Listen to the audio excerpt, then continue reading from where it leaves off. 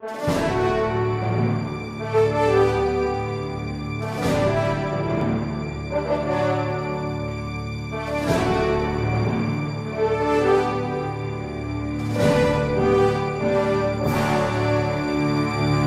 Parresia dessa semana, nós gostaríamos de falar a respeito do caminho da desobediência. O Papa Bento XVI, na homilia de sua missa do Santo Crisma, na última Quinta-feira Santa, tratou de forma bastante corajosa desse tema da desobediência dos padres. O Papa falava ali aos padres da sua diocese, Roma, mas se referia também aos sacerdotes do mundo inteiro. E o Papa disse com toda clareza: para nós, padres, a desobediência não é um caminho para ajudar a Igreja. É um caminho para a destruição da Igreja. Desobedecer nunca foi remédio. A desobediência é, na verdade, a própria oposição à Igreja de Cristo. Por que o Papa está tratando desse tema?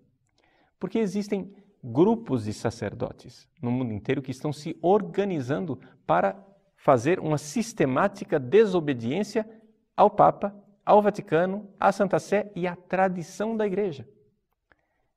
O Papa cita o exemplo, sem nomear o país, de um grupo de sacerdotes que assinou uma carta em que conclamam as pessoas à desobediência. Nós sabemos que o grupo de sacerdotes é este. É um grupo de 400 padres da Áustria, que no ano passado escreveu um chamado à desobediência, Aufruf zum Ungehorsam. É uma conclamação, um apelo a todas as pessoas para que desobedeçam e, sobretudo, um apelo aos padres do mundo inteiro para que desobedeçam ao magistério da Igreja em questões muito específicas e muito delicadas. Trata-se de um grupo chamado Pfarrerinitiative, Iniciativa Párocos, um grupo que está ligado a um outro grupo de leigos, já mais antigo, chamado A Igreja Somos Nós.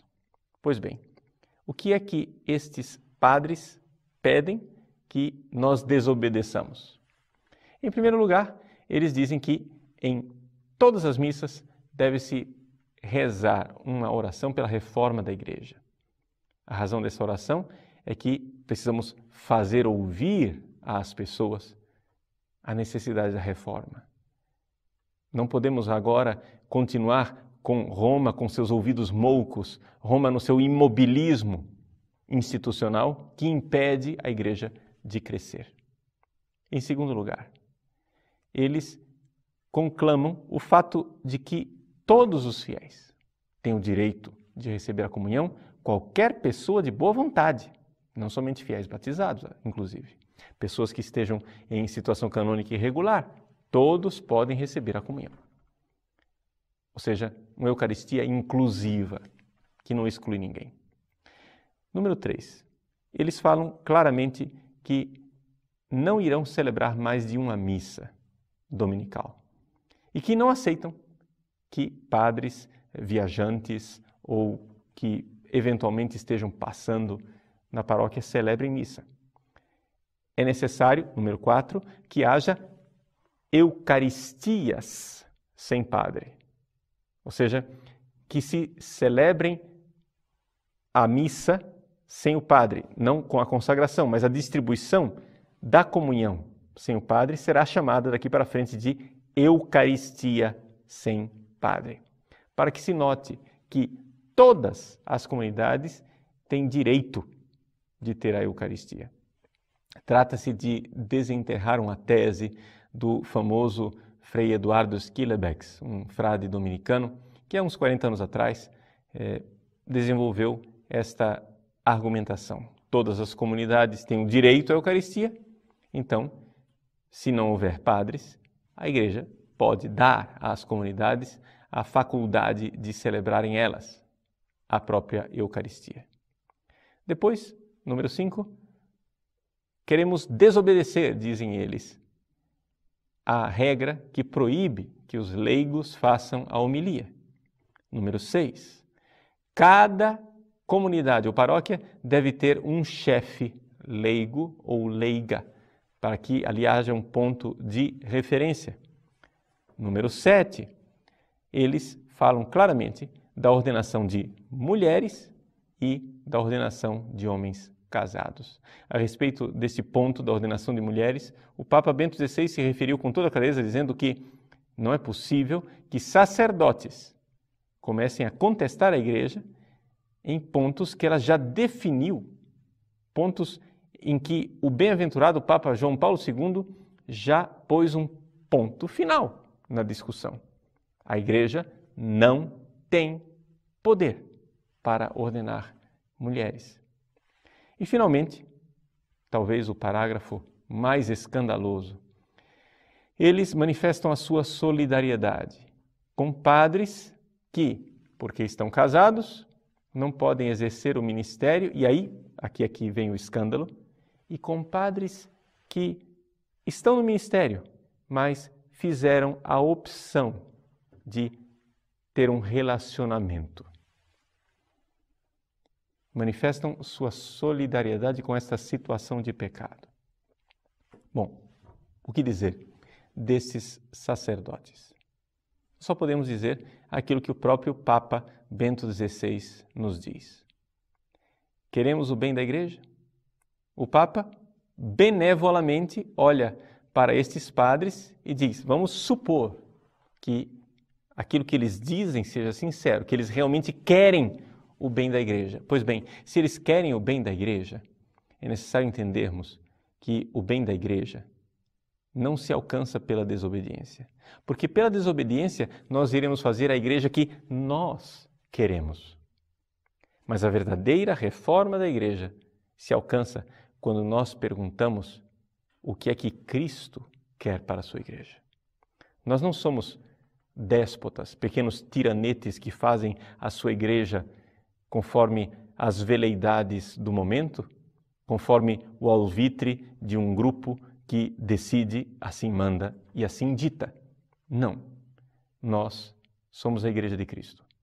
E a Igreja de Cristo é a Igreja que tem ministros, padres, sacerdotes que são servos de Cristo. Eis aí uma das grandes dificuldades que nós temos nessa face mutante do sacerdócio, em que o sacerdote não é mais visto como um servo de Deus, mas é visto como o funcionário do povo.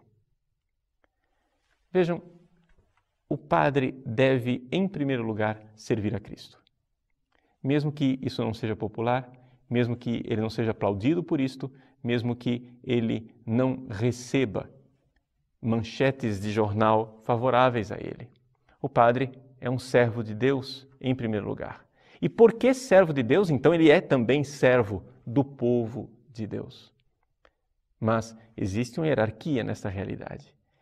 Se, por acaso, nas nossas opções pastorais, nós chegarmos a um ponto em que teremos que decidir entre descontentar o povo ou descontentar a Deus, deveremos escolher a fidelidade a Deus.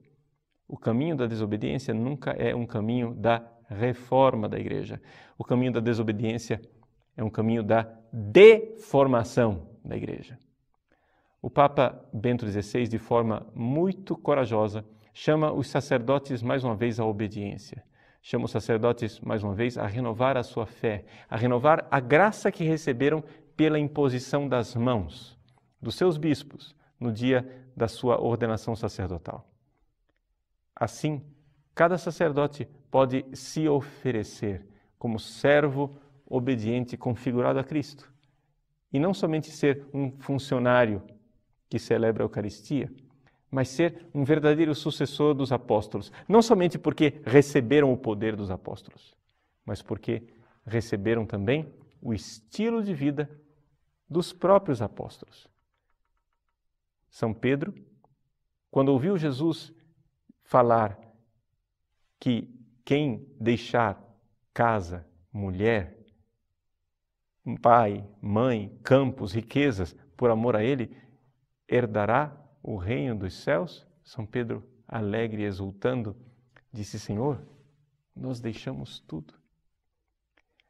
Sucessor destes apóstolos que deixaram tudo mulher e filhos, pai e mãe, casas e campos, são os padres que, celibatários, homens do sexo masculino, continuam aquilo que é a disciplina da Igreja atual e continuam a sua obediência ao sucessor de Pedro, o Papa Bento XVI.